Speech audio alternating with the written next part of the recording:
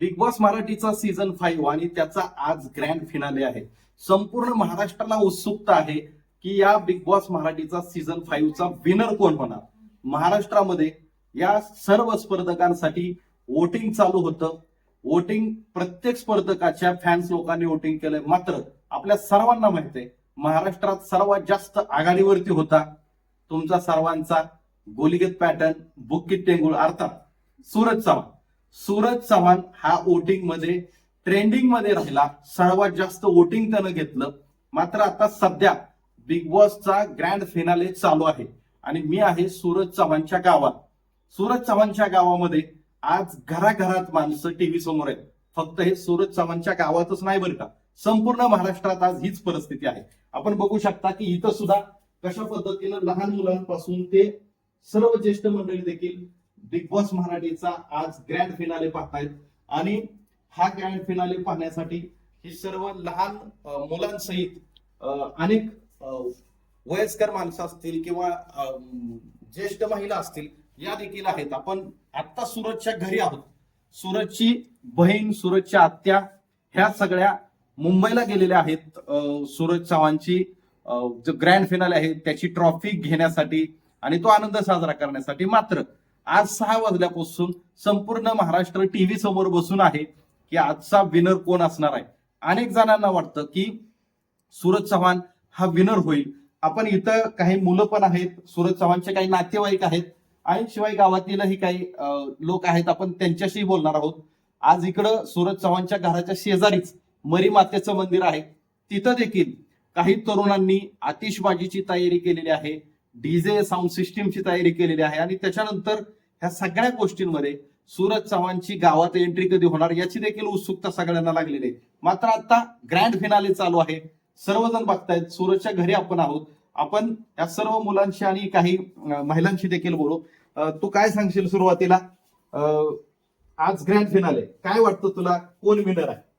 पहिल्यापासून माहितीये की मामा विनर आहे आणि मामा पण विनर होणार आहे, सगळ्यांना गॅरंटी आहे. फक्त आता फिनाले चालू आहे, काय होतंय काय नाही ह्याची लय उत्सुकता झाली आहे. मन असं नुसतं दागदुख होतंय की विनर कोण होईल, विनर कोण होईल. ओके, आता धाकधुकी तर आपल्याला माहित आहे की सगळ्यांचीच आहे. आता ही सूरजची भाची ना, सूरजची भाची बाहेर सूरजच्या अंगणात झाडं लोटून काढत होती. मी तिला विचारलं की हे सगळं कशासाठी, तिच्याच तोंडून आपण ऐकू. काय आता तुझी ही बाहेर स्वच्छता चालू होती, कशासाठी, काय तर? मामा यांनी म्हणून मी स्वच्छता करत होती. कधी येणार आहे मामा? उद्या बर, मामा कसा ट्रॉफी घेऊन येणार आहे की? ट्रॉफी घेऊन. बर, मग आता मामाच्या स्वागतासाठी मामाच्या घराच्या समोरची स्वच्छता चालू होती. हो. ओके, तर आपण बघतोय की ही लहान मुलं किंवा सूरजच्या भाची आहे किंवा आणखी हे सगळे जण आहेत ती सूरजच्या येण्याची वाट बघतायत. फक्त तेवढेच नाही तर संपूर्ण गाव वाट बघतंय. गावात देखील आनंदोत्सवाची तयारी आहे. आजी आहेत. आजी, सूरज टीव्हीत बघितला होता का याच्या अगोदर कधी? असू द्या की मी आजी म्हणतो. सूरजला याच्या आधी कधी टीव्हीत पाहिलं होतं का? पाहिलं होतं का?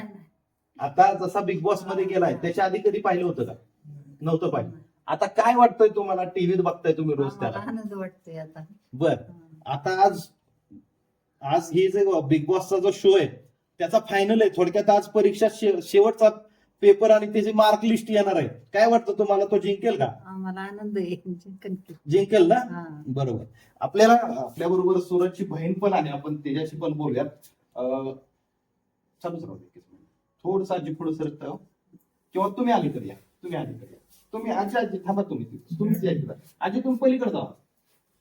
ते करून कोमल करू आपण, तिकट करू. थोडस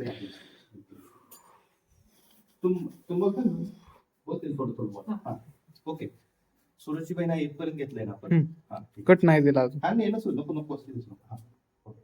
काय सांगाल, सूरज ग्रँड फिनाले मध्ये आहे. टॉप 5 मध्ये सूरज पोहोचलेला आहे, टॉप 6 मध्ये.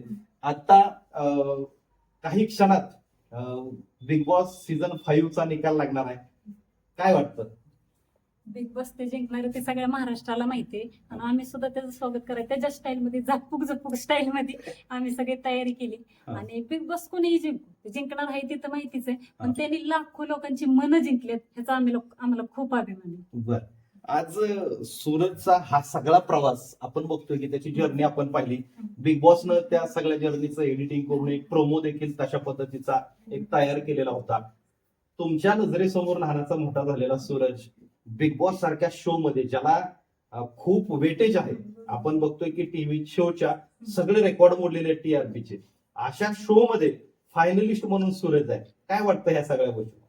संपूर्ण त्याचा प्रवास बघताना इथून जातानाचा सूरज हा. आणि आता बाहेर पडतानाचा सूरज जमीन आसमानचा अंतर. त्याच्या बोलण्यात ह्याच्यात म्हणजे काय म्हणते ते लोकांच्या संगतीत राहून खूप फरक पडलाय. आणि बिग बॉसने फक्त त्याला नावच दिलं नाही तर त्याच्या व्यक्तिमत्वात सुद्धा बदल घडवले. बरोबर. त्यामुळे खूप छान वाटते. मी तेच तुम्हाला विचारणार होतो की सूरज जाताना बिग बॉसला जायलाच नको म्हणत होता. हा. काय म्हणायचं राहता येते का नाही. तुम्ही बघितले बिग हो. बॉस मध्ये त्याला ती बाथरूमचा दरवाजा सुद्धा उघडता येत हा. नव्हता. आणि इथं कसं रानामाळ्यात असं फ्री राहायची सवय आहे त्याला. बरं. तर तिथं गेले होते मी एक इंटरव्ह्यू पाहिला. त्यात सर काय म्हणले, आम्ही सूरजला जेव्हा घेऊन गेलो हो. आणि त्यांनी मास्क लावलं होतं हो, हो. पोटाला आणि त्यांनी जेव्हा ते मास्क काढलं त्याच्या भोवती इतकी गर्दी झाली हा. की ती पाहून त्यांना आश्चर्य वाटलं की इतकी क्रेज आहे ह्याची. हा. तेव्हा मला पण छान वाटते ते. बरोबर. आता सूरज ज्यावेळेस बिग बॉसची ट्रॉफी घेऊन येईल त्यावेळेसचा आनंद वेगळा असेल. परंतु आता सूरजचे हे जे सगळे झालेले मित्र आहेत, इरिना पासून, अरबाज पासून, निक्की पासून, हे पण सगळे इकडे येणार आहेत.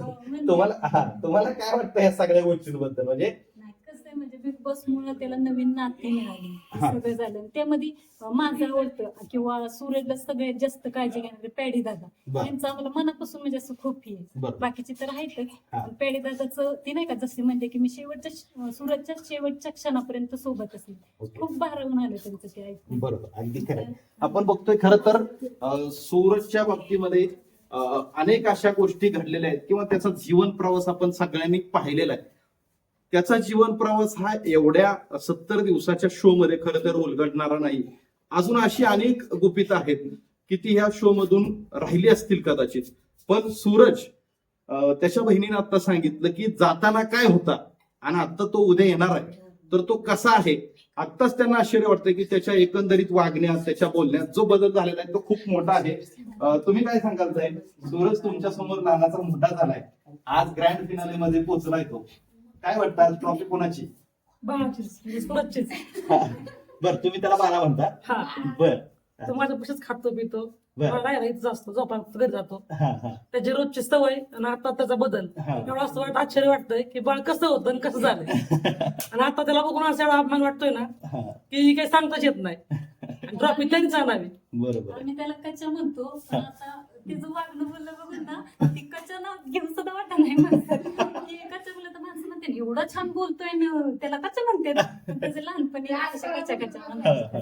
त्या मावशी काहीतरी सांगतायत, आपण त्यांच्याशी बोलू. काय सांगता मावशी तुम्ही? हा, एक मिनिट बाळ पलीकडे सर थोडं. बर, लहानपणापासून तसंच बोलतात. ओके.